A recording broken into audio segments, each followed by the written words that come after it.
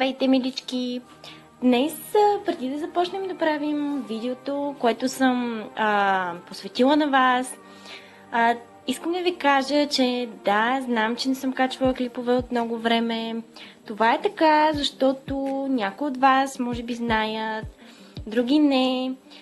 Аз започнах курс по маникюр, който карам вече, може би става месец и половина. Затова нямам много време да снимам клипове. Също така започнах да работя. Лято е, ходим по почивки, по хубави местенца, почиваме си, отдаваме много време за себе си. Затова не съм снимала клипове, но правя снимки, защото когато ходя на курса, аз се обучавам. Много от вас знаят, че това ми е страст. Маникюрите, ногтите, всичко това.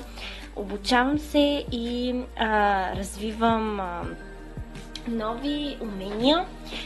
Правя снимки и качвам. Някои от вас си харесаха един от маникюрите, които качих. Говоря за ето този.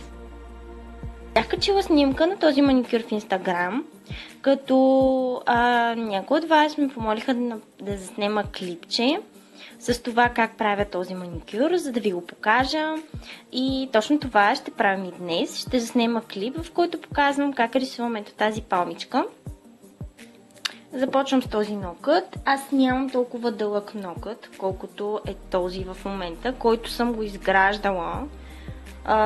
И той е изграден върху изкуствен нокът, но просто тренирах изграждане с гел.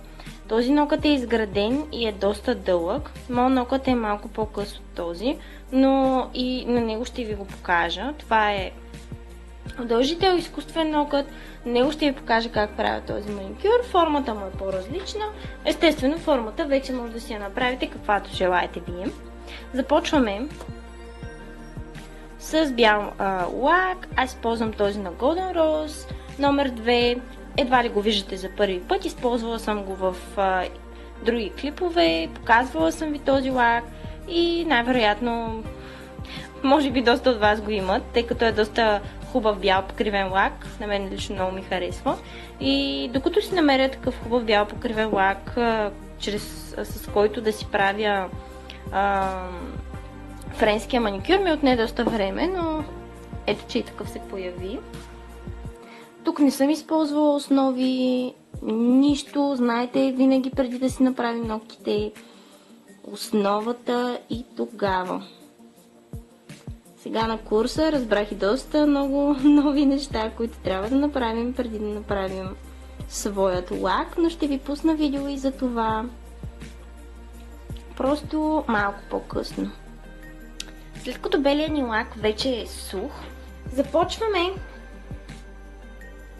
да си го рисуваме. Оп!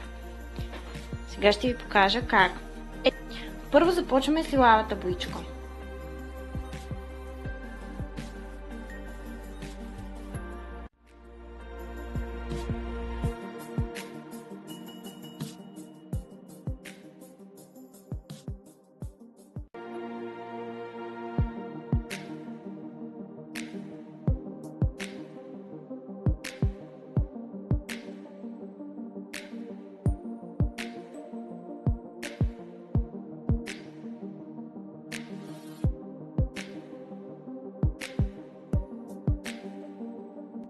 Първо в началото започвам да наслагвам самите цветове. Цветовете трябва да се прелеят, те трябва да изглеждат по този начин. Понеже жълтото ми е доста ярко, ще си позволя да използвам малко бялата боичка и да я нанеса върху жълтото. Ето така, моментално правим цвета по-сияен, по-неутрален, блед.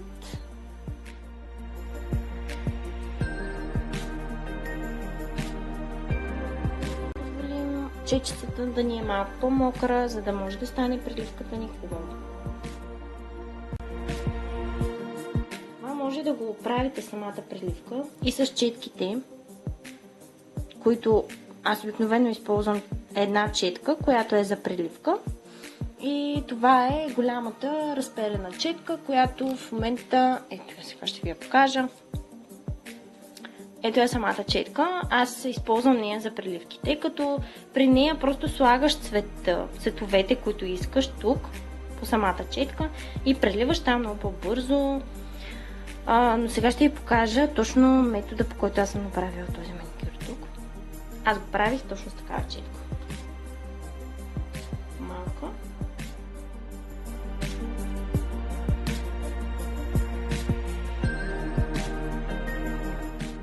Сега продължаваме надолу с синята боичка. Синьото пак е два цвята. Едното е по-тъмно синьо, другото е по-светло, като в началото, там където е слънчето, е по-светлото синьо. Там ще го смесим.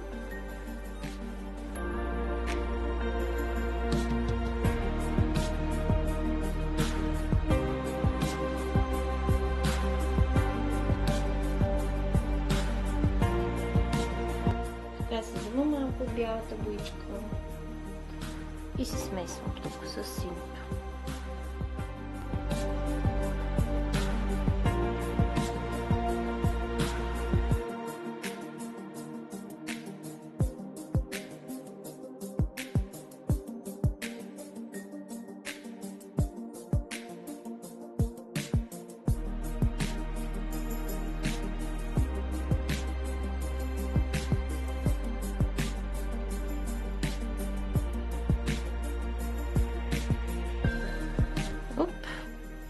Много съм имала много вода по четката.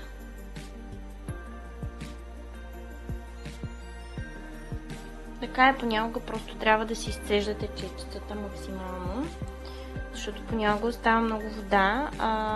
По-добре е, примерно, когато рисувате на лист, да ви е по-водна, но при ногтите самия нокът не позволява да имаме много водна четка. Взимам си още малко от бялото, преливам си и така, докато ми хареса.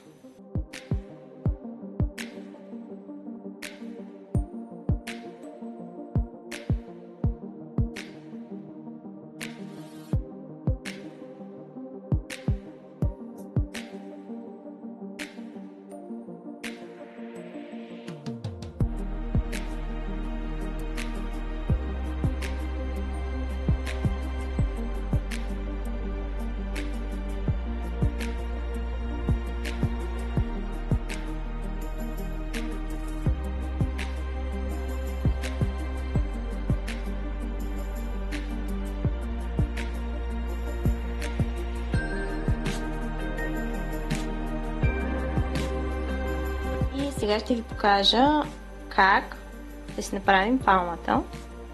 Преди това с една по-водна четка можем да си направим островчето отзад, което се вижда.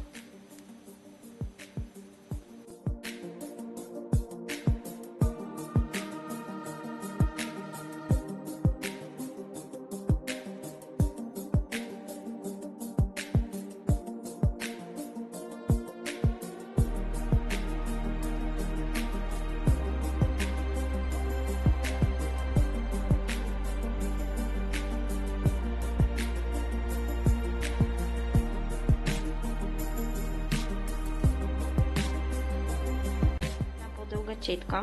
Ето това е най-дългата четка, с която разполагам. Изглежда по този начин. Вие може да си я направите и с къса четка. Просто изисква малко повече прецизност. С тази просто сега ще си маркирам точно къде ще ми е палмата. И след това ще направя и самото стъбло.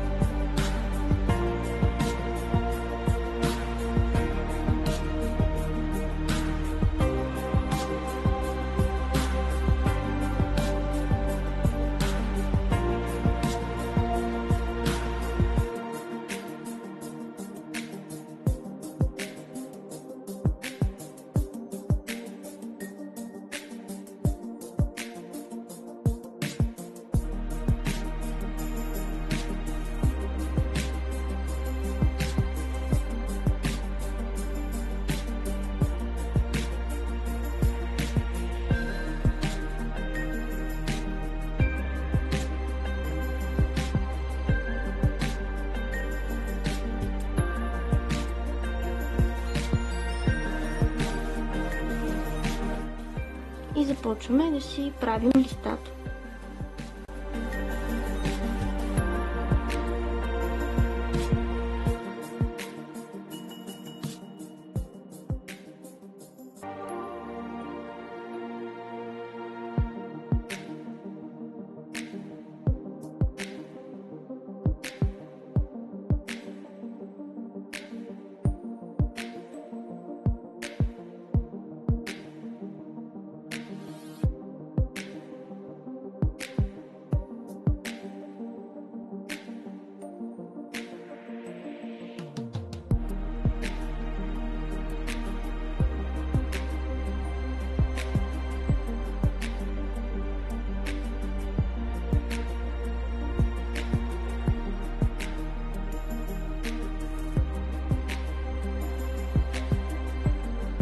Да направим само едно малко островче. За целта ще си смеся кафяво с черно, за да ми стане по-тъмен самият цвят. И вече където си харесаме, си правим едно островче.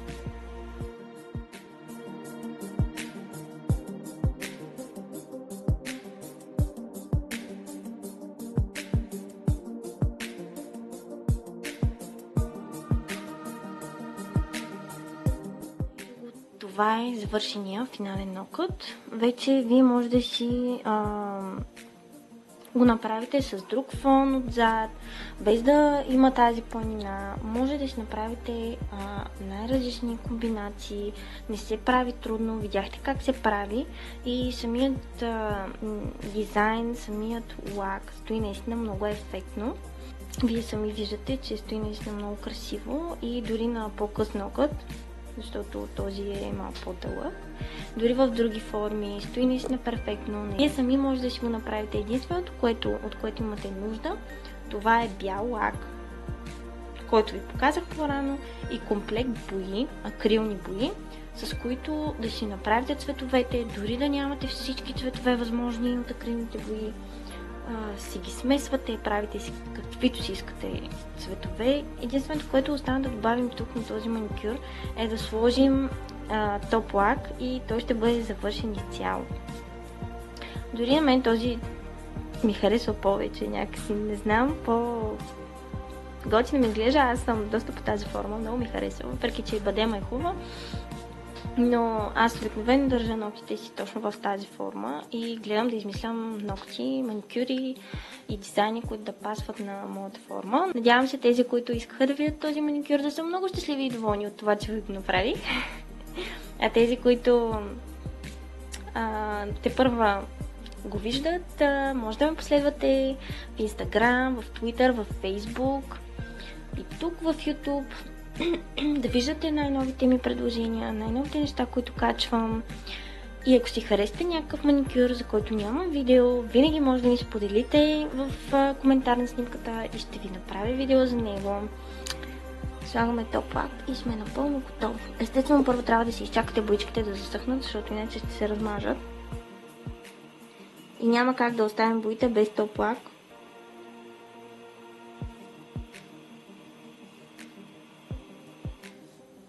Защото при първото миене на ръце или допир с вода веднага ще се развали цялата рисунка. Затова винаги акрилни бои с топ лак се завършват. Ако ви е харесало видеото, ако ви е харесало, дайте палец нагоре, абонирайте се за канала ми и ще виждате всяко ново видео, което кача. Много се радвам, че пожелахте да видите нещо. За мен наистина това означава много и нещата, които правя, аз наистина видеята, които правя, ги правя за да ви помогна. Да ви помогна да разберете как стават някои от рисунките и да ви помогна как да се грижите за ногтите си. Наистина много се радвам, ако успявам да ви помагам. И така, желая ви наистина страхотен ден и лека вечер, ако гледате ключата през нощта. Чао, чао, приятели! Ще се видим следващия път!